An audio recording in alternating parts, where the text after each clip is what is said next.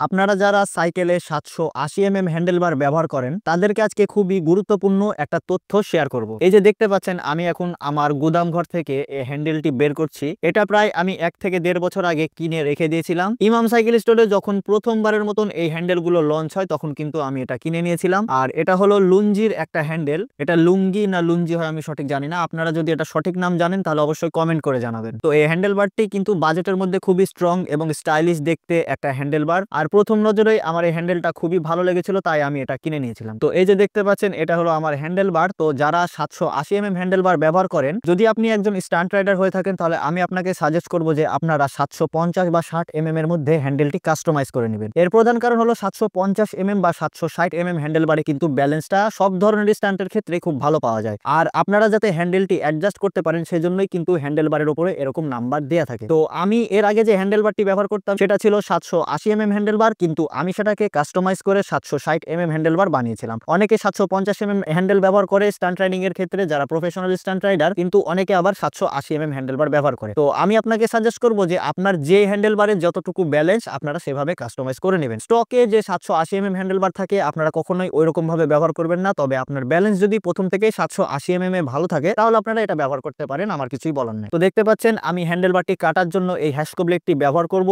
আর এই যে হ্যান্ডেলবার কাটার পূর্বে আপনারা যে পুরাতন সাইকেলের লক সিস্টেমের যে গ্রিপগুলো থাকে ওই গ্রিপের একটা নাট এখানে লাগিয়ে নেবেন একটা টেপের মাধ্যম দিয়ে, তাহলে আপনারা একদম সমানভাবে হ্যান্ডেলবারটি কাটতে পারবেন। আর হ্যান্ডেল কাটার সময় খুব ধীরে ধীরে হ্যাকশো ব্লেড দিয়ে কাটবেন এবং হালকা হালকা মোবিল দিবেন এখানে, কারণ এভাবে যদি আপনি পিছলা করে কাটেন তাহলে হ্যান্ডেলবারটি স্মুথ ভাবে কাটবে এবং সমানভাবে কাটবে। আর হ্যান্ডেলবার কাটার সময় অবশ্যই খুব শক্তভাবে হ্যান্ডেলটি ধরে রাখবেন, না হলে কিন্তু হ্যান্ডেল সমানভাবে আপনারা কাটতে পারবেন না। অনেকে গ্রাইন্ডার দিয়ে কাটে, আপনারাও গ্রাইন্ডার দিয়ে কাটতে পারেন, কিন্তু আমার হাতে যেহেতু হ্যাকশো ব্লেড ছিল এবং আমার বাইরে গ্রাইন্ডার দিয়ে কাটার কোনো সুযোগ ছিল না, তাই আমি নিজে নিজে হ্যান্ডেলটি কেটে নিচ্ছি। তো দেখতে পাচ্ছেন চারিদিকে ঘুরিয়ে ঘুরিয়ে একদম আমি সমানভাবে কিন্তু হ্যান্ডেলবারটি কেটে ফেলেছি। একইভাবে আমি আরেক পাশেও হ্যান্ডেলটি কেটে নিব এবং আমি 1 দাগ পরিমাণ কিন্তু হ্যান্ডেলবারটি কেটেছি। আর যেহেতু আমি একা একা ভিডিও করছি সে কারণে কিছু ক্ষেত্রে আপনারা ভিডিও ক্লিপ ভালোভাবে নাও দেখতে পারেন, তাই আপনাদেরকে আমি সাজেস্ট করব যে আপনারা আমার কথাটি মনোযোগ দিয়ে শুনেন, তাহলে আপনারা অনেক কিছু শিখতে পারবেন। আর অনেকে কিন্তু ভুলভাবে হ্যান্ডেলবার সেটআপ করে, যার কারণে বেশি দিন হ্যান্ডেলবার লং লাস্টিং করে না এবং অনেকেরই হ্যান্ডেল স্টিমের একদম গোড়া থেকে ভেঙে যায়। আর আজকের ভিডিওতে কিন্তু আমি এটাও বলে দিব যে কিভাবে আপনারা সঠিক উপায়ে হ্যান্ডেলবারটি সেটআপ করবেন স্টিমের সাথে। সঠিকভাবে সেটআপ করলে আপনার হ্যান্ডেলবারটি অনেক লম্বা সময় ধরে ব্যবহার করতে পারবেন এবং হ্যান্ডেল ভাঙার চান্সও খুব কম থাকবে। তো এই যে দেখতে পাচ্ছেন একদম সমানভাবে কিন্তু আমাদের হ্যান্ডেলবারটি কাটা হয়ে গেছে। আর আমার হাতে যে রিংটি দেখতে পাচ্ছেন এটি দিয়ে কিন্তু আপনারা চাইলে হাতের রিংও বানাতে পারবেন। শুধুমাত্র লেদের দোকানে গিয়ে আপনার আঙ্গুলের মাপে ভেতর থেকে এটা কেটে নেবেন। আর শুনতে হাস্যকর হলো, আমি কিন্তু আমার নিজের জন্য এরকম একটা রিং বানিয়েছি। তো সেটা আপনাদেরকে পরবর্তীতে কোনো ভিডিওর মাধ্যমে দেখাবো ইনশাআল্লাহ। আর হ্যান্ডেলবার কাটার পরে কিন্তু দেখবেন হ্যান্ডেলের সাইড দিয়ে অনেক ধারালো হয়ে থাকে, তো আপনারা একটা সিরিজ কাগজ দিয়ে এই ধারালো অংশগুলো সমান করে নেবেন। তো ফাইনালি আমাদের হ্যান্ডেলবারের দুই পাশে রিংগুলো কাটা হয়ে গেছে। এখন আমরা এই নতুন হ্যান্ডেলবারটি আমাদের সাইকেলে সেটআপ করব। এই যে দেখতে পাচ্ছেন এটা হলো আমার পুরাতন হ্যান্ডেলবার এবং স্টিম, এগুলো দুটোই কিন্তু খুবই ভালো কন্ডিশন আছে। তারপরেও আমি এটা চেঞ্জ করছি, জাস্ট আমার সিলভার কালারের হ্যান্ডেলটি অনেক বেশি পছন্দ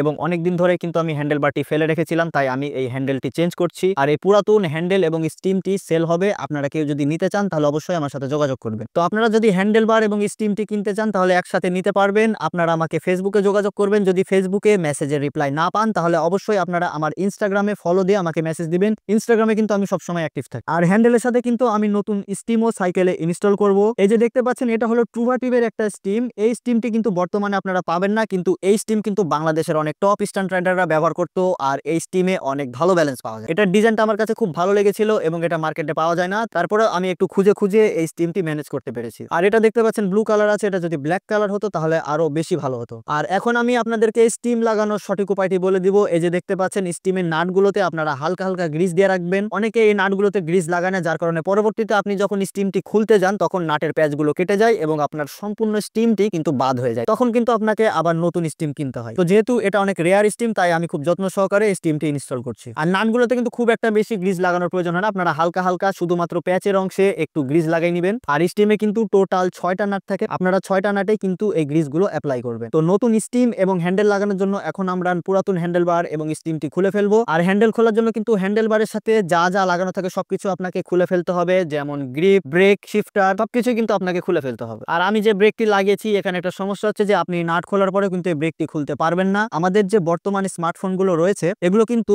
একটা ছোট্ট পিনের মাধ্যমে পুশ করার মাধ্যমে এই সিমের ট্রেটি খুলতে হয়। তো আমার সাইকেলের ব্রেকটির ক্ষেত্রেও তাই, আপনাকে নাট খুললে আপনি ব্রেকটা খুলতে পারবেন না, আপনাকে আলাদা করে আবার ভেতরে পুশ দিয়ে এই ব্রেকটি খুলতে হবে। এই যে দেখতে পাচ্ছেন আমি একটি ছোট্ট চিকন এলকির সাহায্যে এখন পুশ দিয়ে এই ব্রেকটি খুলবো। এই যে ব্রেকটি আমরা খুলে ফেলেছি। আর অনেকে জিজ্ঞেস করেন যে উল্লাস ভাই আপনার সাইকেলের হ্যান্ডেলে লক সিস্টেম গ্রিপের যে রিং গুলো আছে এগুলো এক্সট্রা কেন বসানো থাকে? এখানে দেখতে পাচ্ছেন আমি দুই পাশে সবুজ রিং ব্যবহার করি এবং মধ্যে লাল কালার। এটা আসলে বাংলাদেশের পতাকাকে রিপ্রেজেন্ট করে। তো একে একে পুরাতন হ্যান্ডেল থেকে সবগুলো জিনিস খুলে ফেলার পরে আমরা এখন স্টিমটি আমাদের সাইকেল থেকে আলাদা করে ফেলবো। আমি কিন্তু হ্যান্ডেল এবং স্টিম একসাথে সাইকেল থেকে খুলে ফেলবো। তো আমরা খুব যত্ন সহকারে স্টিমটি খুলছি, কারণ যেহেতু আমি স্টিম এবং হ্যান্ডেলটি সেল করব। তো নতুন স্টিম লাগানোর পূর্বে অবশ্যই আপনারা সাসপেনশনের এই অংশে ভালোভাবে পরিষ্কার করে নেবেন। আর ট্রুভাটিভের স্টিমের গলাটা কিন্তু একটু বড় হয় ওয়েকের স্টিমের তুলনায়, তাই আপনারা যে এক্সট্রা ওয়াশারগুলো ব্যবহার করতেন সেগুলো কিন্তু বাদ দিতে হবে যদি আপনারা ট্রুভাটিভের স্টিম লাগাতে চান। আর এখানে দেখতে পাচ্ছেন আমাদের স্টিম লাগানোর পরে ওপরে ছোট্ট একটি ওয়াশার আমি লাগাচ্ছি।